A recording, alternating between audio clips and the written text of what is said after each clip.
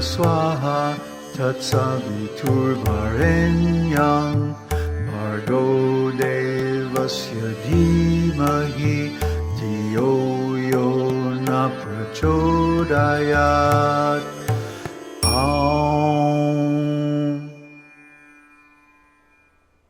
Hi everybody. Well, I thought I would make a short video to kind of catch you up on the news. There's been a lot of changes in my life recently, and I'm sure you have questions. The one I'm getting more often than any other is, why did you take your videos down?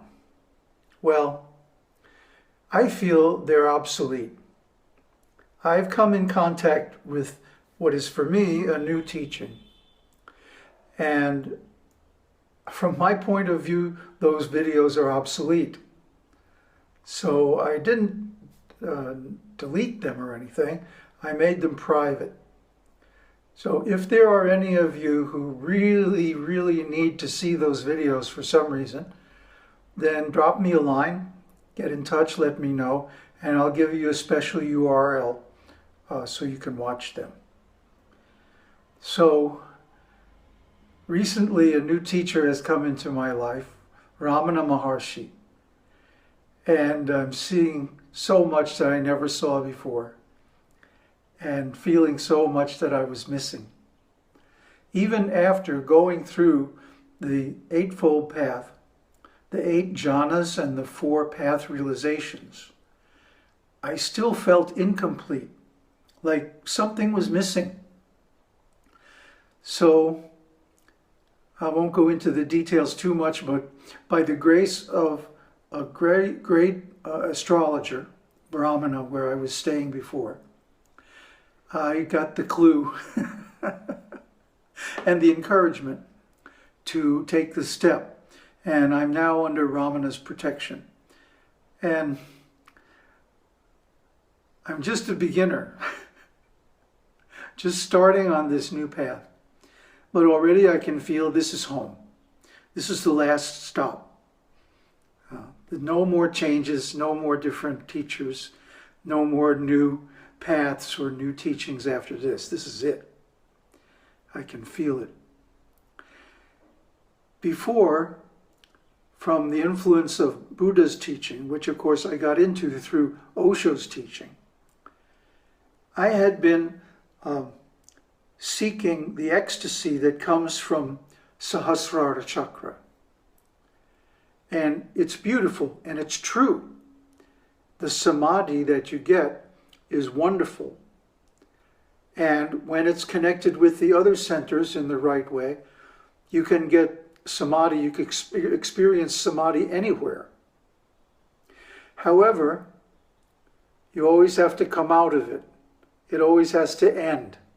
And when you come out into the outside world, it can be a real shock. So there was something missing. Even though it's a wonderful teaching and I was going to do a whole series on it, I've shelved that idea because I found something better. This is known as the nectar. When a yogi crystallizes the concentration at the top of the head and even can go out into the worlds of light and so on, that's a kind of self-realization. That's definitely a kind of samadhi. But beyond that, once the concentration is crystallized at Sahasrara chakra, one can then move down into the heart. Not the ordinary heart on the left side of the body, the fleshy heart, the one that pumps your blood, but the spiritual heart on the right side. And this is where the real enlightenment is. This is where the real light is. This is the real seat of consciousness, love, and ecstasy. Permanent ecstasy. Ecstasy that doesn't fade when you come out into the world. In fact, really, there's no difference between meditation and non-meditation anymore. So this is for ripe sadhus. This is for people who are ready for enlightenment, ready to go beyond. Now, I will be probably doing videos on it. I don't know, because I'm not planning anything. Even this, I'm just winging it. But I will be doing some kind of teaching work, and I would prefer that to be person to person, face to face, one-on-one. I'm done with groups. No more groups. Thank you very much.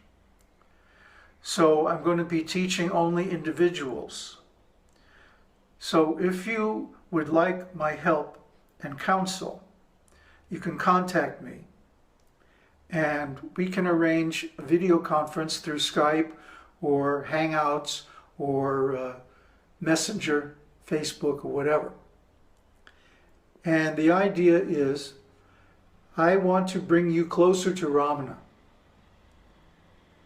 And I can help you with that, because I just went through that change myself. It's very fresh in my mind. Now you're going to say, what happened to Osho? I thought you were following Osho. I thought you were a Buddhist monk. I thought you were this. I thought you were that. That's all the past. You know, I have mixed feelings about Osho. I have very mixed feelings about Buddhism. Not the Buddha's teaching, but Buddhism, the religion, the way it has become today. I have very mixed feelings, and I did from the beginning. I never identified as a Buddhist, even though I became a monk. That was just to have access to the original teachings, the confidential books that they hide in the monasteries and don't show anybody, and the really good teachers, the realized teachers, the monks up in the mountains and like that.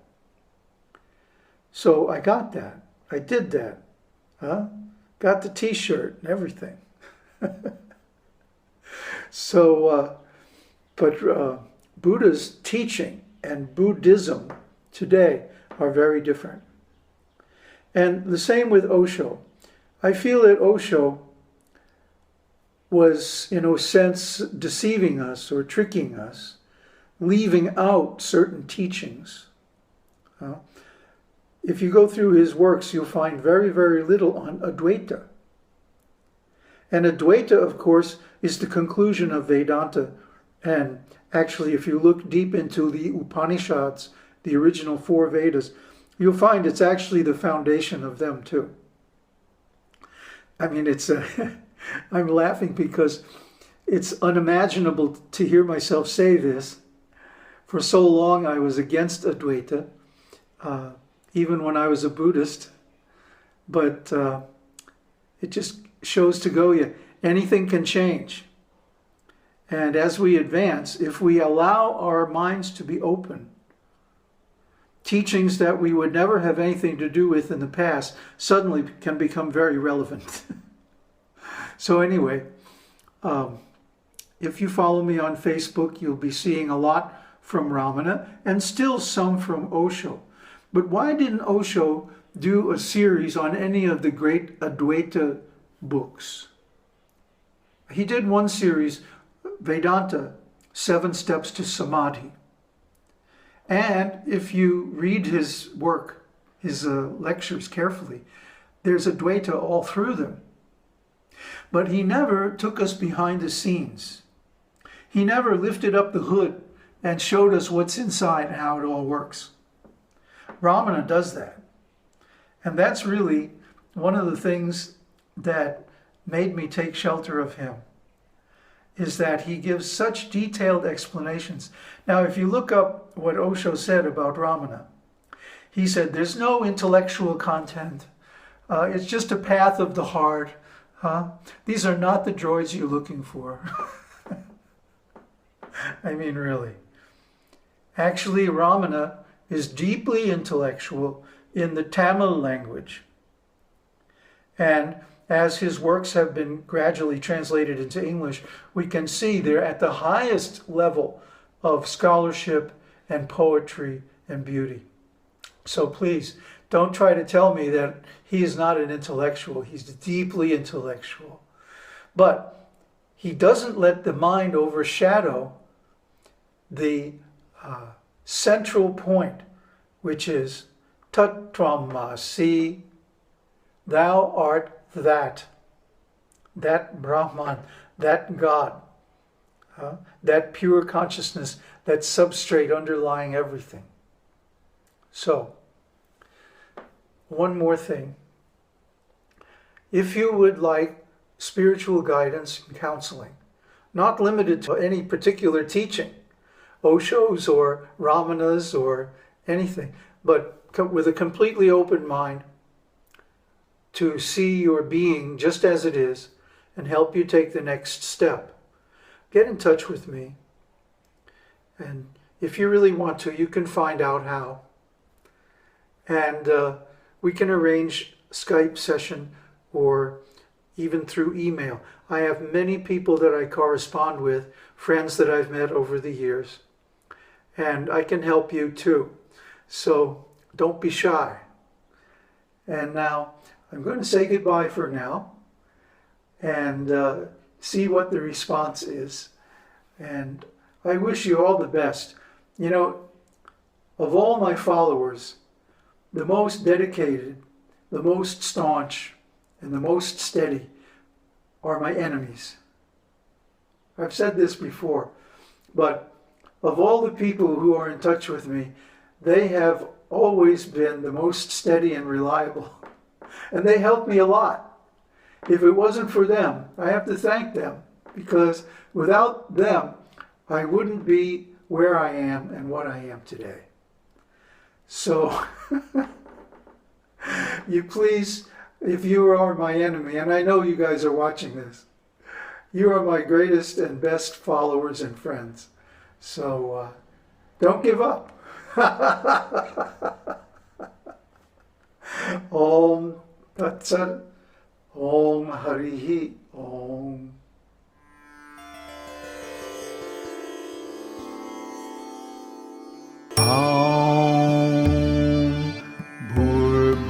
Swaha Tatsaviturvarenyam Bhargo Devasya Dhimahi Dhiyo Yo Na Prachodayat.